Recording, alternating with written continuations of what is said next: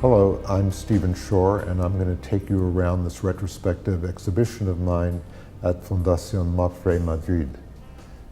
So let's get started. The first room is early work, and it begins with a picture I made in 1960 when I was about 12 or 13 years old, and it goes up to about the age of 16, at which point there was a change in my life. I met Andy Warhol and asked if I could come to his studio, the factory, to take pictures, because it was at that point famous in New York. It was a real turning point in my life. First of all, it was a lot of fun. It was exciting. I met amazing people, but also I got to watch an artist working every day. And what I saw was a person making aesthetic decisions again and again, finer and finer decisions. And I began to get a taste of what it's like to be an artist from experiencing Andy working. When I left the factory, the first body of work I did was this conceptual work. This is a piece I did in 1969 where I follow a friend of mine for a day, starting at midnight and going to the next midnight, photographing him every hour and half hour on the hour and half hour. I wanted to take a certain degree of subjectivity out of a photograph.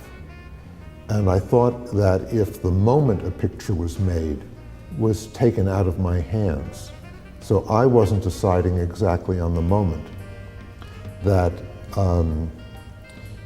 the imposition of my decisions would be less visible in the picture. I think I found that this really wasn't satisfying, that I wanted to have a less mediated experience of the world. And what I mean by that is I wanted a picture that was less about the visual conventions of photography. And that's what I was after by having some of the decisions being predetermined. But I thought there was another way of doing it. And that led to this work, which is called American Surfaces.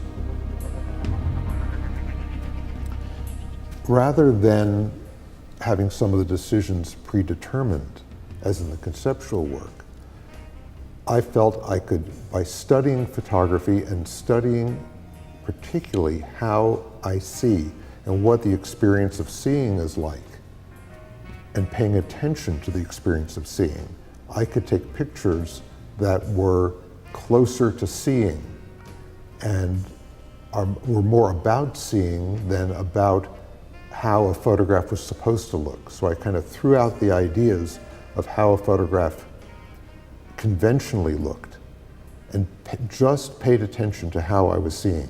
What I would do was, in a way, what we would call today, take a screenshot of my field of vision at any time.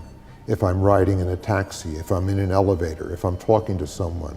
Whenever I thought of it, take a screenshot of my field of vision and use that as a reference for how to photograph.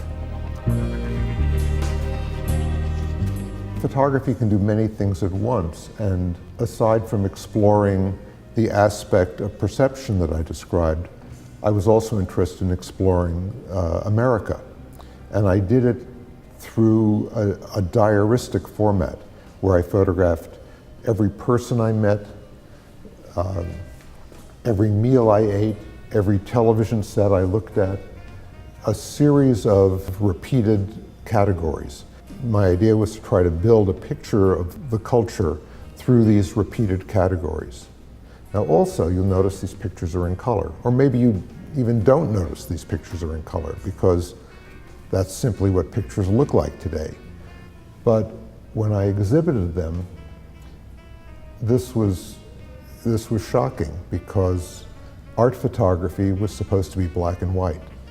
In fact, when I first showed them, it really transgressed a lot of different criteria of art photography.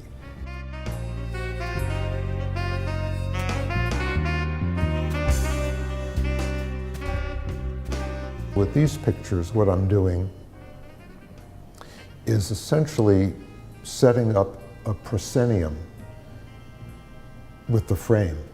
I know where the frame is coming, I know where the plane of focus is, and then I'm watching action on the street, waiting for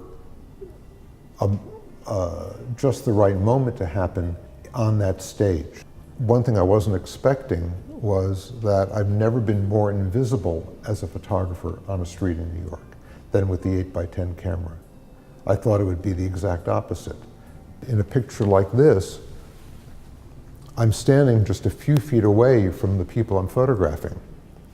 With a camera this size, standing there with holding a cable release, and people are completely ignoring me. So we're going to go to some of the most recent work. So as you see, I've gone back to color. And I'll mention a couple of things that first attracted me to color back in the early 70s. One is quite simple, that the world I see is in color. That it seemed to me that a color photograph was going to look more natural, look more like the experience of seeing. It would be more transparent, and what I mean by that is it would be less about the photographer and more about the world. You would be stopped less at the surface of the picture and see through the surface of the picture to the world. And that's what I mean by transparent.